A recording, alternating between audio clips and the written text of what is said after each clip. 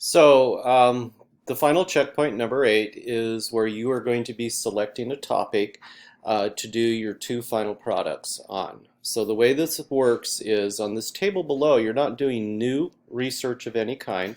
You're going back to each of the major categories of animals that we have here um, that you will then select the one that you like the best. So for example, in the first category under fish, you'll go to the research category, and out of the groups of fish that you did research on, you're going to go, oh, I kind of like this one here under the chondrocytes, and I'm going to use it. So then I would copy its picture, or you already have the picture saved somewhere, but I would take its picture, its name, and the characteristics, and I would simply paste them into the spot. So for fish, you will then select it. Then you'll go to the amphibian table and find which amphibian you find most interesting and put its information in here.